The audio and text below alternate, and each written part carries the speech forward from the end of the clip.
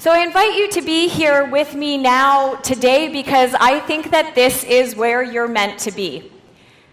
I've always believed that life has a way of guiding us, quite amazingly, to where we need to be for the next step in our own growth. My audiences have likely never experienced what I have. They've never been kidnapped. But people everywhere relate to the themes that I'm going to be talking to you about today. How we get through the hard stuff that life throws at us that we can't see any way out of. I lived through something extraordinary.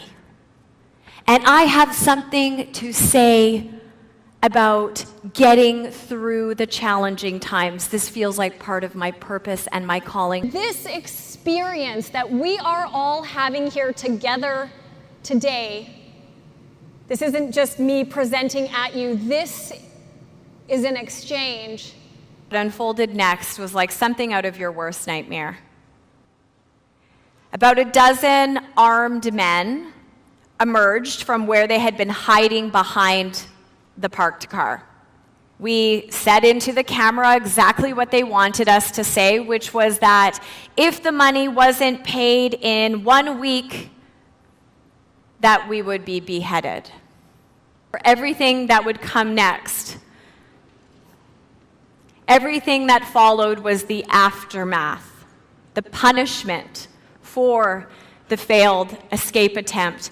I was taken that day from the mosque to my new house. I named all of the houses that I was held in. This was the one that I named the dark house, where I would live for about 4 months.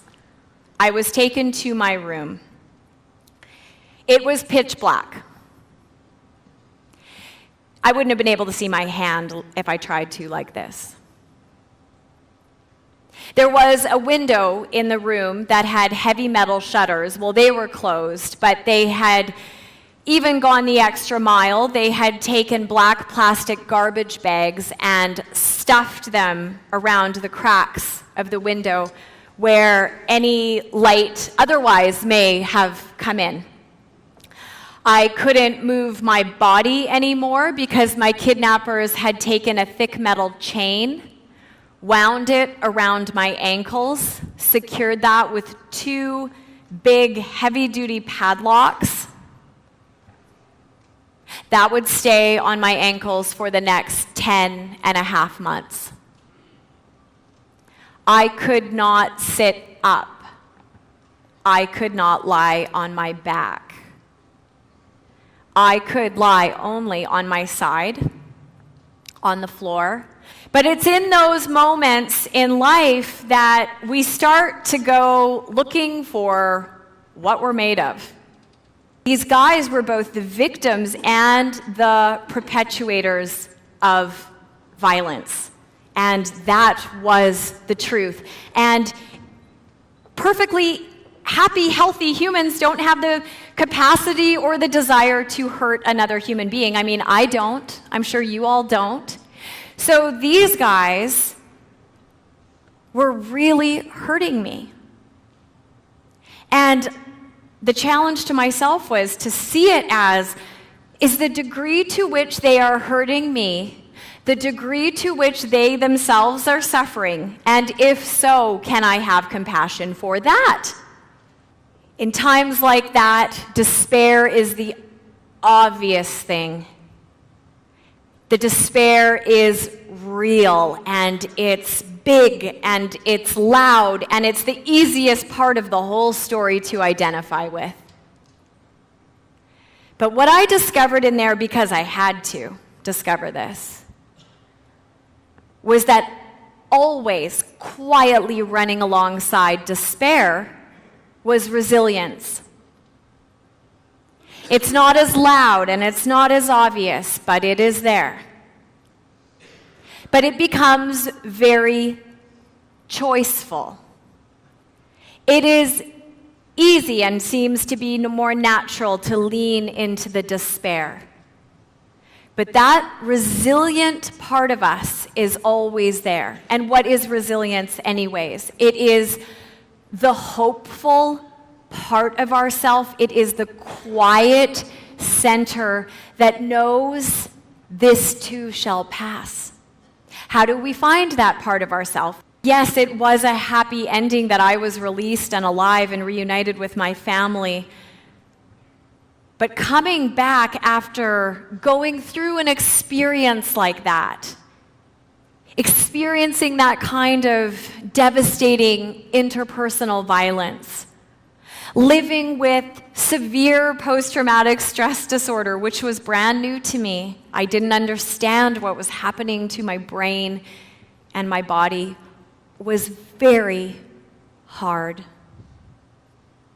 I was depressed. I was suicidal at times. What I know to be true, and I want you to really hear this, is that pain and joy and purpose can live side by side. That life doesn't start when your problems go away. That we are capable of holding it all. We are human beings who are growth-seeking beings. And pain and challenge is what forces us to grow. In fact, more than the happy and easy times. That just seems to be how it works. So, could I find any ways that I had been strengthened and enriched by all these terrible things that happened to me?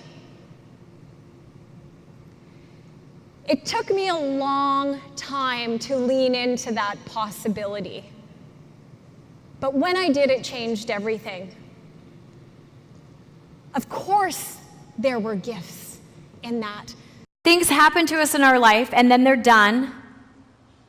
But the internal narrative about that thing that happened stays with us for the rest of our life. So the story we tell ourselves about what happened matters a lot.